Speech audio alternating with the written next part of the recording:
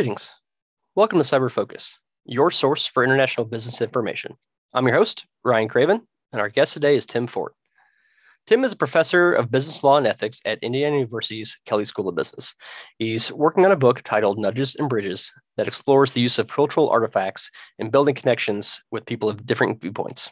He's going to share with us a little bit about the book and how he kind of came to this conversation. Tim, thanks for being here.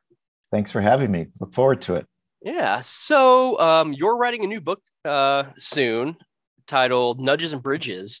Kind of explain a little bit about that, kind of what is a nudge and, at least in the way that you're using that term. So the notion of nudges has become really popular in both behavioral economics and behavioral ethics over the last 15, 20 years or so. And the notion is that we need to have just a little bit of a nudge, a little bit of a push, or a little bit of an opening, sometimes to get over the biases, the inherent biases that we might have, or to put us in a position or to frame a set of choices or a position that we might be in where we're more likely to do one set of things as opposed to another set of things. So as an ethics professor, I've been aware of this literature for a while, but I have a little bit of a different twist on it, I'm afraid. So, the book is going to be coming out with Georgetown University Press.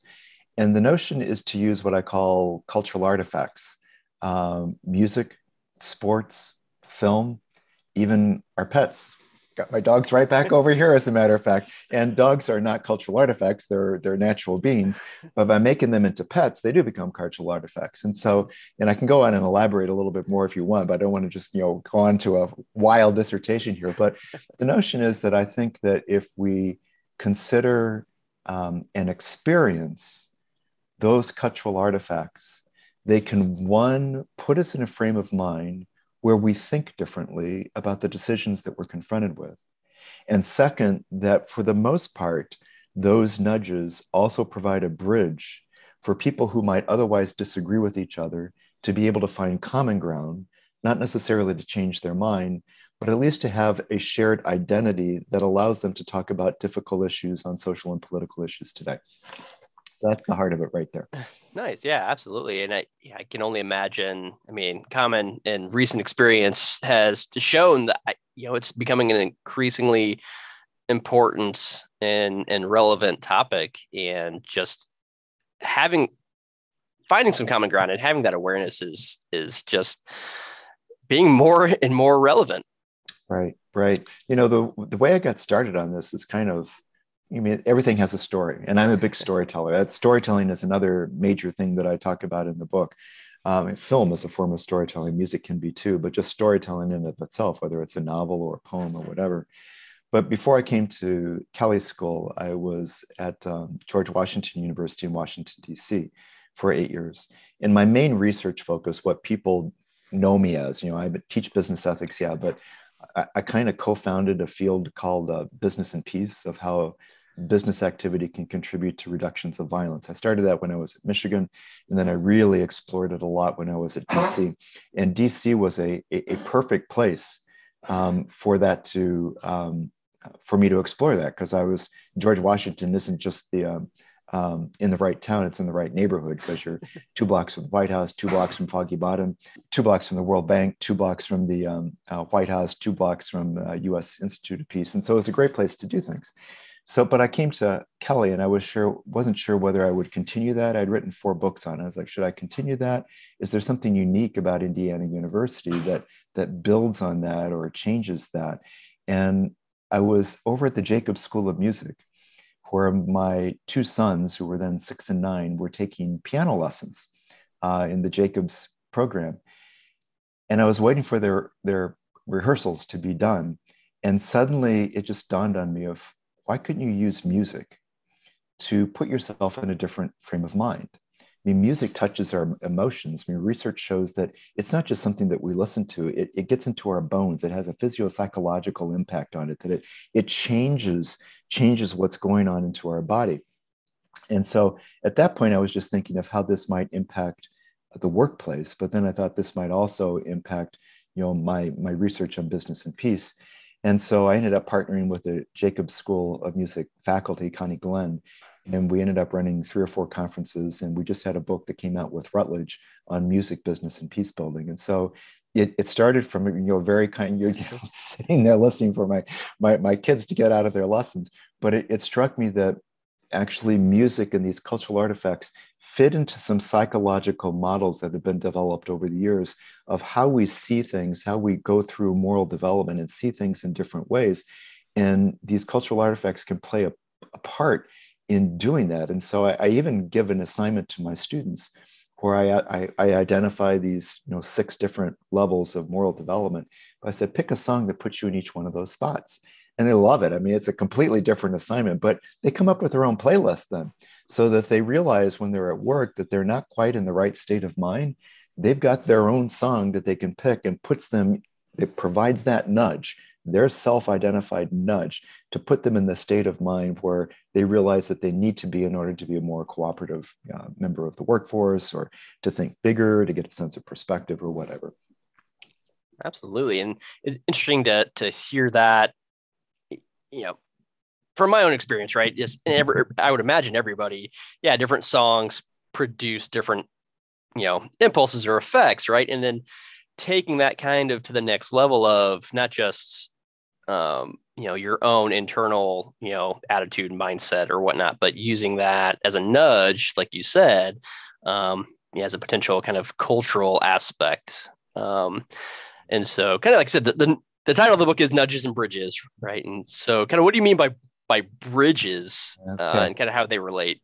Sure. Let me follow up on one thing, and then I think it'll be a natural segue for it. Perfect. I mean, in terms of the music, for instance, I'll give you one. I'll give you one on sports too. So think of when I come up with my list. I mean, the first list is kind of an us versus them when you're ready for a fight. And sometimes you have to be ready to be competitive and really we're in this and we got to do battle. I mean, I go back, and this is going to date me, but when I was in law school, I would listen to the theme from Rocky, bum, bum, bum, bum, bum, bum, bum, bum, bum, because it's a fight, and I viewed the professor as the guy that I was going to punch in the mouth, which was, I usually got punched in the mouth instead with the grade they gave me. But I mean, it puts you in a real competitive mode. On the other hand, sometimes you need to be in a position where you want to be friendly. Golden rule, I have a sense of I really want to be with other people and be friends with other people and have a community. And there I might listen to the theme from Friends.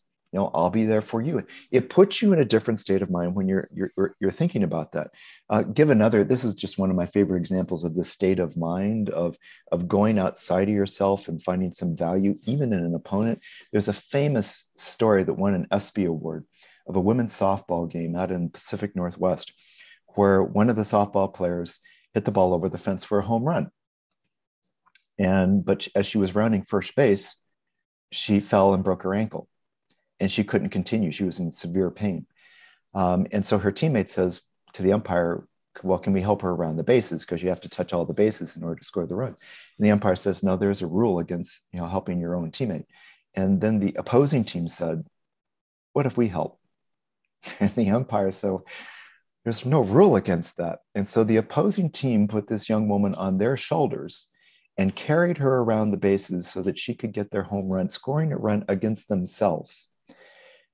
I have never shown that story or talked about that story without another person getting a little bit misty-eyed. And that includes when I was teaching some NFL football players and an all-pro defensive end, all 6'5", 330 pounds of them, broke into tears. And I mean, that is a different perspective of how you look at things. So that's another example of nudges, but it leads to the bridge. It leads to the bridge that a lot of those nudges, ones that are kind of like friendship, one of a sense of joy or as good as it gets, one of that we have a common set of rules that we all need to follow. Those are all kinds of nudges that put us in a mindset of being willing to reach out to the other side, like the softball example. And so there are these nudges. Now, I don't know if Rocky's going to put you there. Rocky may want you put there that you want to punch somebody in the nose. That's not exactly helpful. But these others, and recognizing that there is these others that put you into a context or a mindset that you want to reach out to the other person, or you're willing to reach out to the other person. It doesn't mean that you agree with them. those softball players still played baseball against each other, but it does put you in a mindset where you're willing to, you really are valuing another part of them. And I think that we really need this in our country and around the world, of finding ways to have common ground, even if we disagree with each other. Yeah.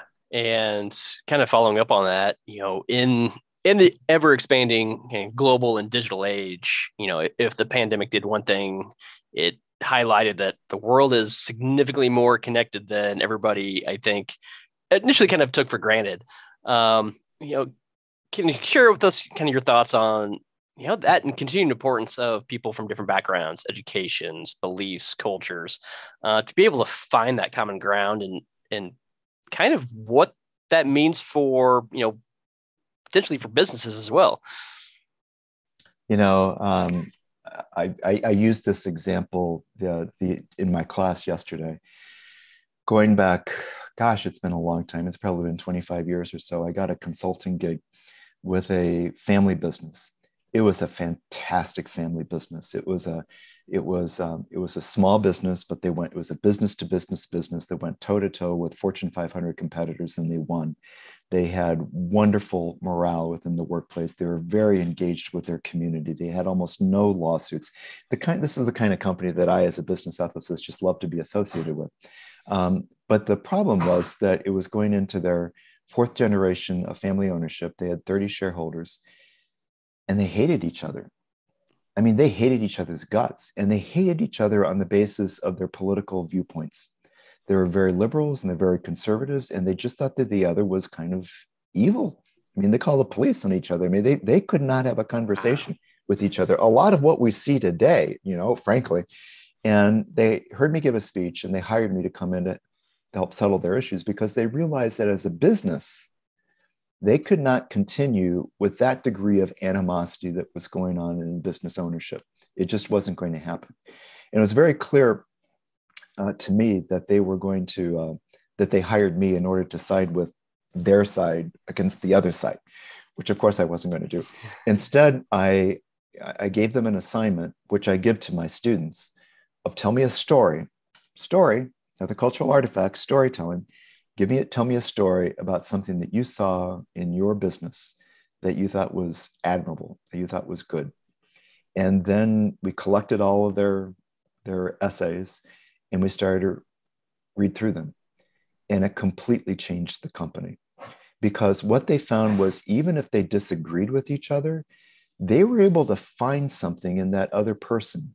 One was the sincerity that the person had, that this was really important to them, even if they disagreed. And they were able to recognize the human being that was there, the family member was there, the worker who was there, that they could appreciate. They didn't change anybody's political mind at all, not at all. But they found an additional identity beyond their political beliefs because of the stories that they were able to tell. And I've checked back in with them over the years, and they say, we don't know why we ever had to hire you, Tim, because we get along so well. I was like, get along so well? You're ready to kill each other. But storytelling broke through. It broke through their political and social identities, reminded them of another identity that allowed them to be able to work together, to flourish together, even amidst their disagreements. And that's exactly what I'm talking about. These cultural artifacts provide, we've got all kinds of identities as people, and sometimes we just get focused on just one or two of them and then fight over it. But there's a lot of things that we share in common if we just take the time to think about them. And I think these cultural artifacts are an easy way, baby steps, to be able to remember who we are, and we've got these multiple identities that allow us to work together.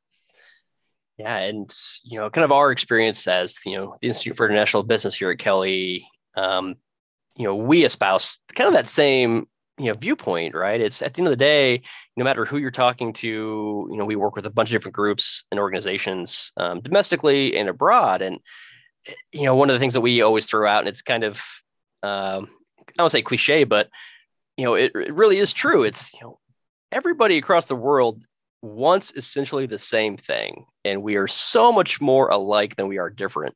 And to your point, sometimes it takes that story, it takes that nudge, it takes that experience to get past that initial bias or get past that initial us versus them attitude and just come to that realization and come to that understanding that really at the end of the day we're kind of all in this together and build that connection. Right. Agreed. And I've seen there's even people who have done peace negotiations who have witnessed the same thing. And I'm not saying that if you put Putin in with somebody in right now, then you play a Tchaikovsky, that everything is going to be hunky dory. I'm not saying that at all. But at the same time, there are instances in Northern Ireland and in other places where the opposition were in meetings and they shared observing a song or a dance, and they became tearful, and they found connections with each other that made them more motivated to want to figure something out. And so, I mean, even at the very highest levels, where there's a lot of degree in animosity and even violence, I think that these provide a capability or a nudge and a bridge for us to be, for many people to be able to drop their guard and find a way to reconnect. Well, that's ultimately, I think, the goal for us all, especially now. It's finding that connection. It's needed, and it's going to, in my opinion, continue to be needed and relevant. You know, it's you can't live in a bubble, especially in this day and age. Right. Agreed. Well, Tim, thanks for joining us today, and I'm looking forward to the outcome of your book and being able to have a chance to read it myself. Okay, look forward to it. Buy many copies and give it to your friends. That's it for this edition of Cyber Focus. For future suggestions on topics or conversations, please drop us a line at cyber@indiana.edu.